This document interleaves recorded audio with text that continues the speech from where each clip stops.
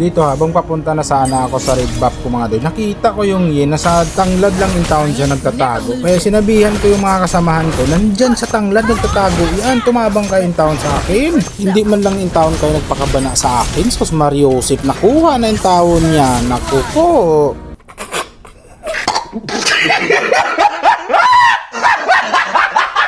May buff ka naman kasi sana, bakit dito ka pa in town sa akin pumunta? Kunya karon tanawa, bakit tumiga ka dyan? Nadamay pa in town yung Priya sa pinagkagawa mo, mali-mali naman talaga yung ginagawa mo doy. Huwag yung intindi ito, pilipitan dila nito. Kaya pumunta na tayo dito sa raid niya mga doy, kasi babalos tayo sa ginawa niya. Kukunin natin yung raid na yan mga doy. Hindi pwedeng hindi tayo makabalo sa ginawa niya mga doy. Isus Mario Joseph, nag-level 4 naman hinuan agad siya. Pas-pas man po doy kayo sa mag-raid 3, kaya nakuha niya yung pang level 4 niya mga doy. Hala ka, ano to?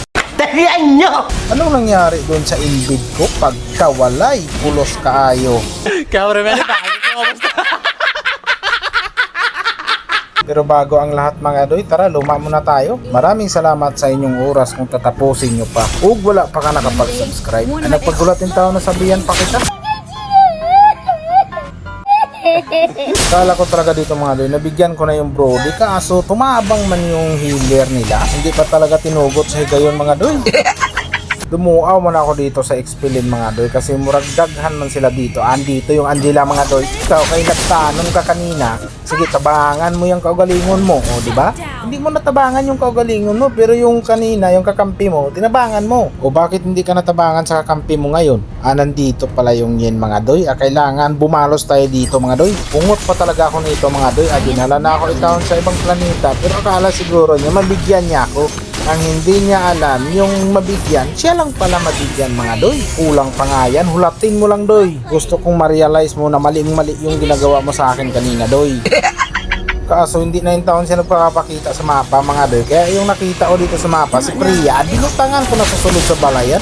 Ay kaso, nadali pala ako doon, pero nakuha ko pa rin yung Priya mga doy. Okay lang yun mga doy, hindi naman si Yin nakadali sa atin eh. Pag si Yin yung mga doy, hindi rin talaga ako bumuot na madali niya ako. Hindi ako bumuot. Remember that.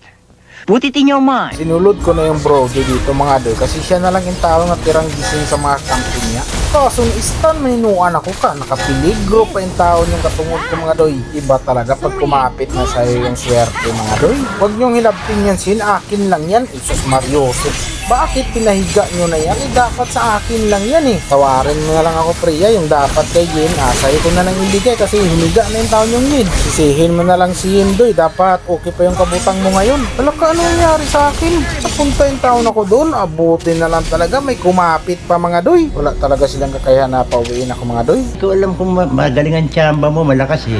Hindi pa nga sana ako tapos dito para kay Yin mga doy sa gagawin ko sa kanya. Kaya lang tinapos na ng mga kakampi ko. Napakaswerte mo Yin, tinapos ng mga kampi ko.